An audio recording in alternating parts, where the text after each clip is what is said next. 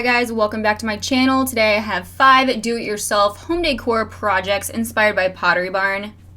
So the first do-it-yourself project is the faux flower arrangement. My mind was blown with how many overpriced arrangements there are out there. When I was looking at the prices, I really couldn't even believe it. It's so easy to make and really just pulls the room together. There are a ton of different arrangements seen on Pinterest. That's where I got my biggest inspiration. For this example, I'm going to show you an arrangement I have in my bedroom. I do have different flower arrangements all over the house. It's something that really just adds the feminine touch, but also a pop of color. All of the items used for this example were purchased from the dollar store. First, you're going to need a vase. The size and style is completely up to you. I just went with the smaller circular one. Then you're going to need to choose the flowers of your preference. These are just like a light baby pink rose. They're called the Queen Rose Bouquet, if any of you are looking for these specifically. The dollar store has a ton of different flowers, especially seasonal flowers. Obviously, some of them are going to look more realistic than others, and for this example, I used 2 sets. I'm going to begin by using wire cutters and cut these to the length that I want them. I'm also going to fluff the flower, so basically I'm just going to pull apart the petals to make the flower look prettier and also fuller. And I'm going to continue this process of cut, fluff, and add the flower until I get the right amount in the vase. You can also change the way the stem looks, so if you want to remove some of the leaves or move the position of them, you can do that too. Once you have the flowers in place, you are done. So it's super simple, really easy and cheap to do, but gives more of a homey feel to the room. It's up to you if you want to do the added step of adding water or fake water or vase filler in the glass itself. I just left mine. So the total cost for this project was $3. The next do-it-yourself project is a decorative or sectional mirror. My inspiration came from the Pottery Barn Egan multi-panel mirror. They have that in the small or large option. For this example, I went with the small option. I loved the look of these mirrors, but at the time, I really couldn't afford these mirrors. So I thought I would just do it myself. First, I picked up 9 mirrors from the dollar store. The amount is going to be up to you. It depends on how large you want to make your mirror. I'm going to start by removing the packaging as well as the frame that the mirrors are in. Obviously, these are cheap mirrors. They're just from the dollar store. So the framing that they're in is just plastic, and you can literally just peel this apart. It's super easy, but please be careful because you don't want to break your mirror or hurt yourself doing this. So just slide the mirror or peel the mirror out of its frame, and you can see here it's just a plain, empty little piece of mirror. So you can remove all of these mirrors from their frames. Next, I wanted something to use as a cushion, but also to start the framework. So I'm going to use these giant poster boards. You can get these from the dollar store as well. They're literally just like that foam board people use or kids use for their science projects. And I'm going to use 4 of these. I'm going to place these together and then tape them just as like a little help to keep them together. Now the planning begins. I'm going to create my layout. So I'm going to place the mirrors wherever I want them to be. I ended up doing these 3x3. Again, sizing is completely up to you. You can do less or you can do more depending on how big you want your frame. These smaller pieces of wood I actually already had scrapped from another project. You can get these from any Home Depot store, but they're actually molding or trim. They come in a bunch of different sizes and shapes. These pieces of wood are going to be our border between each small mirror and give the overall piece that sectional look. Once you figured out how you want the layout to look, you can then start the actual measurements. So mine was sort of like a puzzle. I pieced together the mirrors in between the wood. So I first laid down 2 solid strips of wood, placed the mirrors flush against those, and then laid the other 2 strips in the opposite direction until all the mirrors were flush against a piece of wood. Now, these do still need to be cut, but this at least gets my spacing so I can glue down the mirrors. So that's what I'm going to do next. Taking my glue, I place the glue on the back of the mirror and then place the mirror down onto the cardboard or foam board that we have as the base. Using an X-Acto knife, I'm going to cut away the excess foam board. I did leave a little bit of extra around as a border to work off of. I will be cutting the rest of this off later on. So far, you should have something that looks like this. All the mirrors should be spaced out evenly and ready for the wood to go in between those spaces. Now I'm going to start piecing together the wood and cut that to be the right size, placing the wood flush against the other piece of wood that is already the correct size. I'm going to mark this where I need to cut it. When my pieces are cut and ready to be placed in their correct spot, I'm now ready to paint them white. I decided to spray paint them white. It's up to you if you want to leave them the wood color or another color such as black or brown. You could do gold, you could do silver. The coloring is just really up to you, but I recommend either painting them with a brush or spray painting them. Once the wood is done drying, it's ready to be glued in place.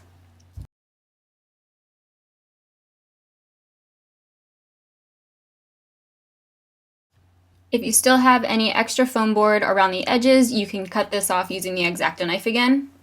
I had left a little border around mine while the mirrors were drying, so I'm just going to remove this edge or border now. I had done one layer of the white spray paint we used on the wood pillars or rods that are separating the mirrors.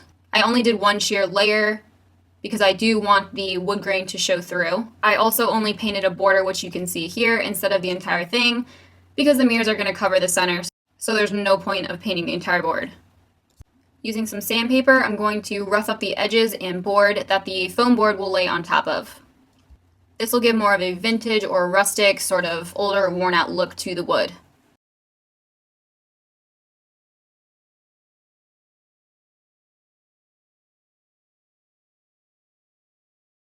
So now you can lay your mirror and foam board over top of the wood and it's ready to be glued down into place. Allow this entire thing to dry for 24 hours. I recommend having some weight on it. I used my paint cans over top to have a little bit of pressure to help the bond with the foam board and wood, as well as the mirrors in case they were still drying.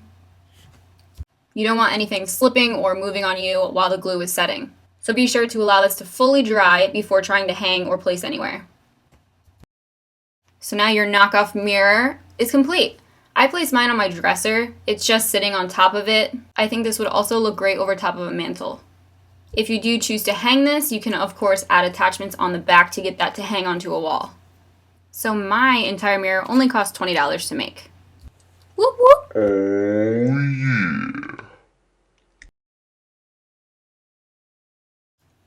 Number 3 is my custom rustic monogram or initial, just customized piece of art. You guys won't believe how much some of these are selling for on the internet. Here were a few of my examples that I based mine off of. I first got my initials that I need, which would be the first letter of my name and my boyfriend's name, so T and W. I also got the and sign. These were only 39 cents, plus they were all 50% off, so that's a really good deal. Then I picked up this wood frame that was already pre-made at a craft store. You could definitely make this yourself just using 6 cut pieces of wood and then painting them and using sandpaper over top to make them fade.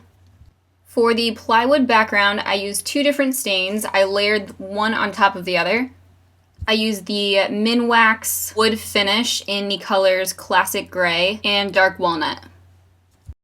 I used an old towel or rag and I placed the dark walnut first, then the classic gray over top. And again, this stain is going on the 2x4s that are used as the background behind the lettering.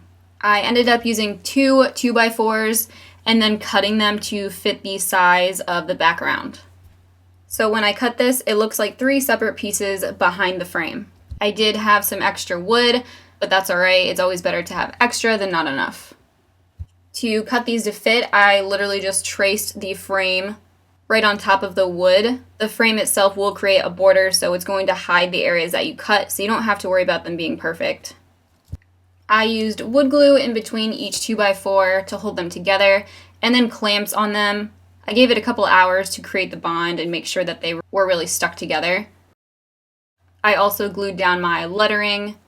I evenly spaced those to fit the frame with the 3 separate borders. Then using that same wood glue, I placed it on the back of the white frame and stuck that to the 2x4s. Allow 24 hours to dry. You can also place pressure on top of this to ensure that you have a strong bond. There's plenty of other lettering or symbols that you could use inside of your frame. You could do your own initials, so your first, middle, and last. You could spell out an entire name. You could also use photos if you don't want to use lettering. Then it's ready to place wherever you want. I placed ours over our bed. I just use command strips to get this to stay. The fourth item is a glass catch-all. This could also be used as a jewelry holder or something in your office. Just other random smaller items. My inspiration came from Pottery Barn. They were selling theirs for $50. My little catch-all glass container or jar is from the dollar store. It costs $1. Another example of a glass container or canister would be these here. I made a couple different sizes and styles. Depending on the height and style you're going for, this costs about $1 to $5. To make these little canisters, or whatever you want to call them, I just use different candle holders from the dollar store. I glued 3 to 4 different style and sizes together, and then I put a doorknob or cabinet knob at the top on the lid. My options are much more affordable, and I think they even look better. Mine were so easy to make, or even to just buy pre-made, like the sugar jar from the dollar store. And the last bedroom item I'm going to show you in this video is number 5. These are candle holders. Here are a couple images of inspiration that I used to create mine. These go along with the similar idea of the canister I just showed you. So again, I'm going to use different pieces or different tea light holders or candle holders from the dollar store. I stacked about 3 or 4 different sizes and styles and glued them together. For the finished product of the candle holder itself, it costs about $3 to $4, depending on the size and height that you choose to create. You can use real candles or flameless candles like I did, or even just some sort of jar filler. So that's everything for this mini do-it-yourself video. I hope you guys enjoyed this tutorial. If you have any questions, be sure to read the description box or comment below. Give a thumbs up for my do-it-yourself playlist if you are a fan of this series. As always, thank you for watching, and I will see you guys in the next video. Have a great rest of your day.